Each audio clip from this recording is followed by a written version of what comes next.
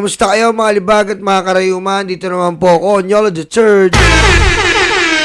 Magbibigay tayo ng reaction video tungkol sa dating Lambada Boy Duterte Death Squad na si Arturo Las Cañas. Pakinggan po natin ito at bigyan ng reaksyon. Si Mayor Duterte ay hindi ito totoo na nagkampanya laban sa illegal na droga sa Davao City. Kung hindi, ito ang pinaka-lord of the drug lord sa Davao City. Bakit? Bakit ang mga mabigat na mga drug lord sa Davao City, katulad ni Michael Yang, ni Charlie Tan, si Sammy Oy, protektado niya ito lahat. Tapos, ang mga hindi allies niya, katulad ni Philip Lam, pinakidnap niya si Joey Ko, pinakidnap niya. Missing hanggang ngayon. Yung mga suspected na mga users, enforcers sa Davao City, pangalanan ko na. Si Danny Ong, si Alan Yap, missing hanggang ngayon. Despite sa mga millions of pesos na nabayad sa mga kidnapper, which is the DDS. Sa mga madidilim na kalsada ng Davao City, sa likod ng pangako ng kaligtasan at isang bayan na walang krimen, nakatago ang isang madilim na lihim. Isang lihim na isiniwalat ng isang taong dating nasa puso ng operasyon. Si Arturo Las Cañas, dating opisyal ng pulisya na noon ay tahimik dahil sa takot at katapatan, ay bumaliktad noong 2017. Ang kanyang pag-amin ay naglantad sa sinasabing operasyon ng Davao Death Squad at direktang inakusahan ang pinakamakapangyarihang tao sa bansa, ang nooy presidente ng Pilipinas na si Rodrigo Duterte, sa likod ng maraming extrajudicial killings. To my recall, mga 7 police stations may mga kanya-kanyang death squad. At kung araw-araw ito na makadeliver ng 3 hanggang 5, including the missing, yung mga nakalibing ngayon sa Laon Quarry, sa Mandog, Musgrave, sa Maa Musgrave, siguro sa mga buong 10 taon, more or less 10,000 ang patay at missing sa Davao region alone. Ang Davao Death Squad o DDS, isang pangalang ilang taon nang binubulong ng mga tao sa Davao City. Sa mata ng ilan, ang DDS ay mga tagapagtanggol, mga vigilante na nagpapalayas ng mga kriminal at tulak ng droga. Ngunit para sa marami, ito ay simbolo ng takot, kalupitan at kamatayan. Noong nagkandak before siya nagkandak, mga ilang araw lang nagkandak ng investigation sa Davao City, may knowledge na po si Mayor Rodrigo Duterte at that time. Then pinatawag ako si SPO4 Binlaod at si SPO4 Sally Belaventura sa kanyang bahay doon sa Central Park Subdivision dahil ang unang plano talaga ay ambusin o ipaambos si Commissioner Laila de Lima, pero dito pumalag kasi si SPO4 Binlaon kasi ayaw niya sa yung planong ambusin si Commissioner de Lima sa loob mismo ng Laon Quarry. During sa kanilang search, nung nag-apply sila, nag-implement sila sa search warrant ng Laon Quarry. Dahil walang ibang pagbintangan. Kung may mangyari man kay Commissioner de Lima that time, sigurado nga si Mayor Duterte. Pumalag dito si SPO4 Benvenido Laod at nag-propose itong si SPO4 Sunny Belaventura na ipa-sharpshot na lang si Commissioner Laila de Lima at all costs. Pero sa awa ng Diyos, hindi ito nangyari. Yung plano natuloy. Ang pag-implement lang sa plano, ang nagkaroon ito ng problema. Dahil yung gunman, supposed to be gunman na appointed ni SPO4 Sunny Belaventura, approved naman ni Mayor Rodrigo Duterte, isa itong private person. Hindi ko lang pangalanan. Kilala ito sa Davao City, within the business circle ng Davao City. Pero nahirapan siya i-deliver ang mission niya kay Commissioner Laila de Lima dahil una-una mahigpit ang seguridad sa mga area na inabangan sila. I think sa Waterfront Insular Hotel, isa rin sa mga area. Saka ang daming puno doon na medyo nakablock siya shooter. So hindi ito natuloy. Pero yung plano talaga, natuloy yung plano pero pag-implementa lang ang hindi natuloy. Nakalabas si Commissioner Laila de Lima na safety sa Davao City. Noong una, itinanggi ni Las Cañas ang pagkakaroon ng DDS sa isang investigasyon sa Senado noong 2016. Ngunit isang taon matapos ito, bumaligtad ang kanyang kwento. Isiniwalat niya na ang DDS ay matagal nang nag-ooperate ng may buong kalayaan. Sistematikong tinatarget ang mga pinaghihinalaang kriminal, tulak ng droga at mga itinuturing na banta sa kapangyarihan ni Duterte sa Davao City. Ngunit hindi lamang ito isang simpleng operasyon ng paglilinis. Inamin ni Las Cañas na ang grupo ay sumusunod sa mga utos ng pagpatay, mga utos na ayon sa kanya ay nagmula sa itaas, mismo kay Mayor Duterte. Noong Kasi 1980, imposible naman na mag-imbento to eh. Pero mo, Las Cañas, Matobato, Asierto, mga ano to eh, mga magkakokonekta talaga silang lahat eh. Imposibleng imbento to eh. Si Digong lang talaga ang demonyo eh.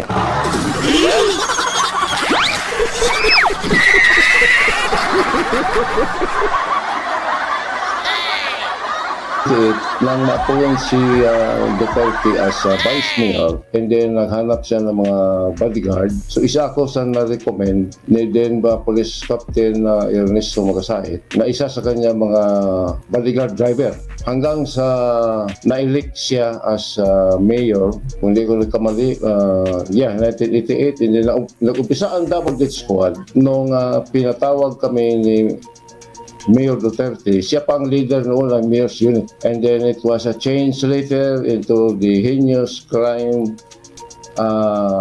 task force. Mga 8 kami na personnel ng heinous crime task force ang inutusan personal ni Mayor Rodrigo Roa Duterte na mag-conduct kami ng extrajudicial killings sa mga suspected shabu users and pushers using in the style of riding in tandem. Inilarawan ni Las Cañas si Duterte bilang godfather ng operasyong ito. Personal na naglalabas ng mga utos kung sino ang papatayin at sino ang patatawarin. Ang pag-amin ni Las Cañas ay hindi lang pangkalahatang aligasyon. Ikinwento niya ang mga tiyak na pagpatay, bawat isa ay mas nakakakilabot kaysa sa huli. Isa sa pinakakagimbal-gimbal ay ang kanyang pag-amin sa pagpatay sa 2 taong pinakamalapit sa kanya, ang kanyang sariling mga kapatid. Yan o, matindi, pati kapatid, no? Pati kapatid. Lupit, no? Isa pang insidente, nung gumawa ako ng isang napakasakit na judgment call against my brother. Hindi ako nagkamali 2011 dahil na-involve siya sa illegal drugs. At para walang masabi sa akin ng mga kasamahan ko at saka mahiya ako kay Mayor Rudy, gumawa ako ng isang desisyon. Nag-clear ko sa Buhangin Police na hulihin ninyo ang kapatid ko. If ever naman laban, patayin ninyo. Grabe, no? Grabe yun, no? Paano mo magagawa yun, no? Dahil sa naniniwala ka sa demonyo, no? Demonyo talaga, no? Parang ritual lang demonyo. Aalay mo yung mga pamilya mo. Papatayin mo para sa kanya. Demonyo, eh, no? Sisisyon yung Las Cañas. Wala akong blame, sarili ko lang. Dahil indirectly I was involved. 2014, the same to my younger brother, Fernando. Involved ito ng illegal drugs because of my seriousness pag-implementa sa campaign ni Mayor Rudy against illegal drugs. I gave the go signal to Sunny Buenaventura. He instructed the station commanders of Santa Ana in San Pedro. In a few days, napatay ng mga kasamahan ko sa Davao City Police Office ang pinakabunso naming kapatid, si Fernando. Wala ko sinisisi, sarili ko rin. I was indirectly involved. Ang mga salitang ito ay higit pa sa isang pag-amin. Sila ay isang sulyap sa personal na kapalit ng isang taong naligaw sa gulo ng karahasan at katapatan. Isa sa mga pinaka-prominenteng pagpatay ay kay June Pala, isang kilalang kritiko ni Duterte. Ayon kay Las Cañas, si Duterte mismo ang nag-utos na ipapatay si Pala upang patahimikin ang kanyang walang humpay na pag-atake sa alkalde sa pamamagitan ng radyo. Pati mga pinapapatay ng mga political opponents niya, tulad ni John Pala. So isa yun. Yes, yung dating commentator sa radyo ng Davao City. Ngunit hindi natapos sa mga pagpatay ang mga revelasyon ni Las Cañas. Ipininta niya ang isang larawan ng isang sistematikong operasyon ng korupsyon kung saan ang bawat pagpatay ay may kaukulang halaga. Siya at ang kanyang mga kasamahan sa DDS ay tumatanggap ng malaking bayad kapalit ang kanilang katapatan. And then siya mismo nagbigay sa amin ng mga motor, nagbigay sa amin ng mga four wheels ng mga sasakyan, armas, and then allowance. Dito talagang napasubo ang buong buhay ko. Pumatay kami ng maraming tao at tumanggap kami ng maraming pera galing mismo personal kay Mayor Rudy Duterte. Then sometimes sa kanyang bodyguard driver na si SPO4 Sunny Buenaventura and ito si Christopher Bongo. Ang mga gantimpalang ito ang nagpapatuloy sa ikot ng karahasan na nagtitiyak na ang DDS ay gumagawa ng may katumpakan at kalupitan. On 2021, nung bumalik ito si Mayor Duterte as mayor ng Davao City, kasama niya palagi ito si Michael Yang, Sammy Uy, at si Charlie Tan. In fact, sila ang pinakamabigat na mga campaign contributor ni Mayor Duterte at that time, from 2001. And then, inutusan ako, personal, kasama si SPO4 Sunny Buenaventura, nabantayan namin ang katauhan ni Sammy Uy at ni Michael Yang dahil itong mga ito daw ay investor sa Davao City from China.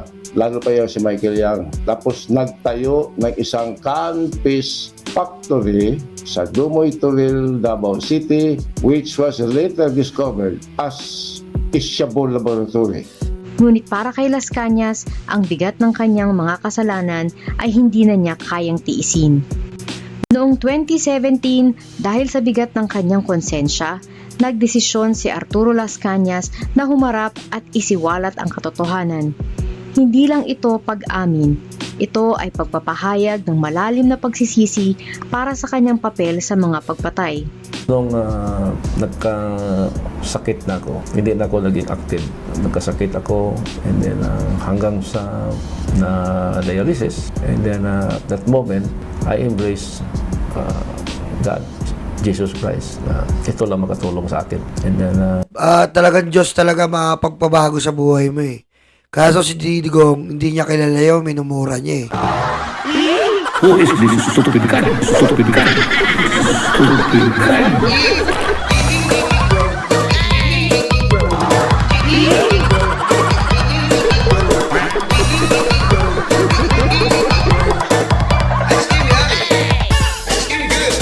Hindi mo siya naliligo. Bobo ka! ng mga pangyayari sa buhay ko na dito natuto akong magdasal. Hanggang sa nung nag-appear ako sa Senate na nagsinungaling ako, first is siyempre yung seguridad ng pamilya ko. Pangalawa is kasama ko ang buong grupo ko. Lalo pa sila si Sunny Buenaventura, si Jim Tan, na alam ko ang their capacity to kill dahil kami ang magkasama. Marami silang mga players na gamit namin noong araw. Pangatlo, yung nalalapit din na retirement ko. Ngunit ang kanyang pag-amin ay naglagay sa kanyang buhay sa panganib. Matapos ang kanyang salaysay, nagtago si Las Cañas at kalaunan ay tumakas sa bansa. Naghahanap ng ligtas na masisilungan sa ibang lugar upang maiwasan ang paghihiganti ng mga taga-suporta ni Duterte. Kahit anong mangyari sa akin, mamatay ako bigla, si Mayor Rodrigo Duterte ang hindi makaligtas. Tatayo at tatayo ang lahat kong sa sinasaboy, sinusulat at sa nilagay ko sa 186 pages computer print affidavit ko. Walang masayang po dito. Ang pag-amin ni Las Cañas ay yumanig sa Pilipinas at sa buong mundo. Nagkaroon ng maraming tanong tungkol sa pag-angat sa kapangyarihan ni Duterte, ang kanyang madugong kampanya laban sa droga at ang sinasabing paggamit niya ng death squad upang supilin ang mga kalaban. Siyempre, si Bato de la Rosa, ang isa sa mga ang author ng Tokhang. Ang tawag ko nga sa kanya is the father of Tokhang in Davao City. At si Sara naman ay ang nanay ng Tokhang. Dapat malaman ni Mayor Inday Sara. Kita mo, yan ba yung gagawin yung presidente? Kilalang pumapatay din. Walang mangyayari sa atin, puro mamatay tao ang presidente. Wala na. Ubus tayo. Matitira dito mga China. Na February 2020, sinama ko nga ang pangalan niya sa International Criminal Court sa sinabit kong 110 supplemental communication. Sa katotohanan lang, hindi pa siya vice president at that time. So, hindi lang niya alam. Ngayon, nalaman niyo na is harapin niyo naman kung mayroon na kayong natanggap na subpoena or what, at magharap-harap tayo para malaman kung sino ang sabi sa atin ng katotohanan, at saka dinawit lang kita dahil politik. Hindi naman ako politiko. Ngunit sa kabila ng mabigat na pag-amin, itinanggi ni Duterte at ng kanyang mga kapanalig ang mga paratang ni Las Cañas bilang pawang pampolitikong motibo. Tama? Si Digong nilalaplap niya si Michael yan, kaya mahal na mahal niya eh. Kung hindi ka nagkamali, February ng 2012, nung naupo si Bato de la Rosa as police chief ng Davao City Police Office, tinatawag niya ako doon sa kanyang opisina at saka in-advise niya ako na bulgar na ginahimo ninyo to, sabi ni Mayor Inday. Bulgar na daw, samok daw firme ang media. So, nakapag-isip ngayon si Sara na i-abduct na lang ang mga target personalities sa kanyang illegal drug campaign, separate sa style ng kanyang tatay na riding in tandem. Hanggang Sara, kaya na-invento ni Bato de la Rosa ang Tokhang, meaning Tok-Tok Hangyo. Pag nadala ang target, i-abduct ito at ilibing sa Laon Quarry. Ito po ang mga... Kita mo? Nililibing nila ng, grabe. Grabe, ginawa nilang talagang sementeryo na ang Davao sa sobrang kahayupan. Ang mga diferensya sa mag-amang ito.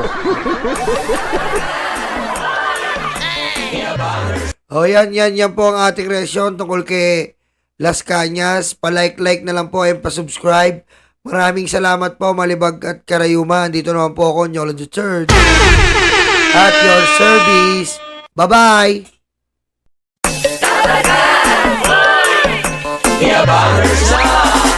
Handa na ba kayo mga Dabarkads? Eto na sila, The Bangers, sa pangunguna ni Tamski. Kamusta mga kababayan ko? Dapat lang malaman nyo, andito si Tamski, ang abang lingkod nyo na magbibigay at maghatid ng mga balitang solido at talagang para sa Pilipino. Hindi rin magpapahuli si Nyolo. Kamusta mga karayuma? Nyolo Bontit at your service. At siyempre, ang muse ng grupo, si Tita Missy. What's up mga libag? Naghilod na ba kayo? Ako nga pala ang inyong Tita Missy, ang impactang reyna ng mga libag. Mawawala pa naman sa eksena ang DMB family. Kaya mga kalibag, tutok na. The Bangers.